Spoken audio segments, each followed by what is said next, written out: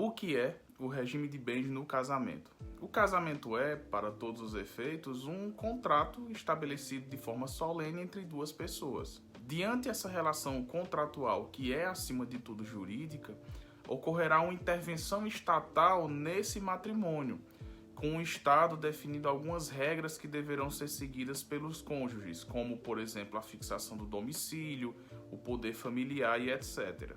E uma dessas intervenções é o chamado regime de comunhão de bens. O regime de bens é o conjunto de regras que serão decididos pelos noivos antes do matrimônio, que se trata da decisão de como os bens destes serão administrados durante e depois do casamento.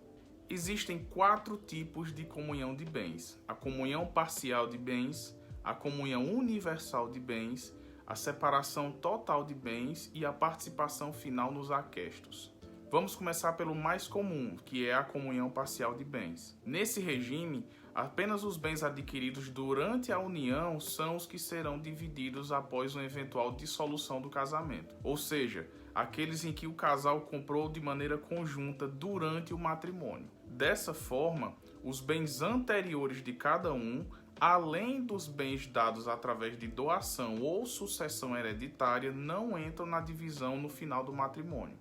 Vale salientar que o regime de comunhão parcial de bens é aquele que é escolhido pelo Código Civil para ser o padrão, caso os noivos não escolham o seu regime de bens antes do casamento. Por isso, ele é o mais comum.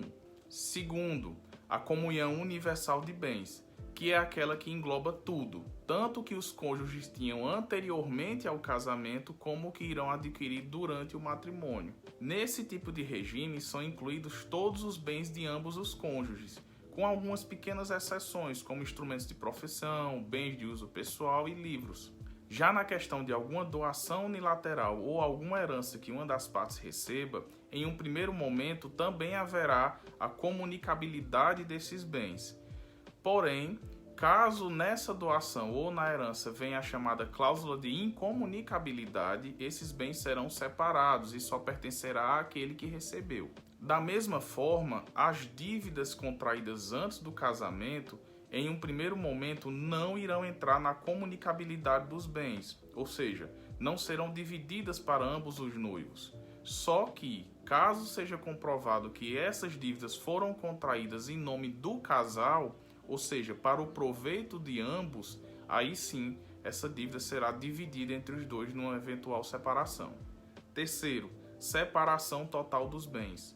A separação total dos bens ela é, de certa forma, o inverso da comunhão universal, tendo em vista que há a incomunicabilidade de todos os bens do casal, tanto aqueles que foram adquiridos antes do casamento, como aqueles que são adquiridos durante a constância do matrimônio. Essa modalidade pode ser escolhida de forma livre pelos noivos antes do casamento, como também ela pode ser estabelecida de forma legal, conforme lá no Código Civil, que dá alguns requisitos para que exista a obrigatoriedade dessa modalidade, como por exemplo se um dos noivos estiver acima de 70 anos.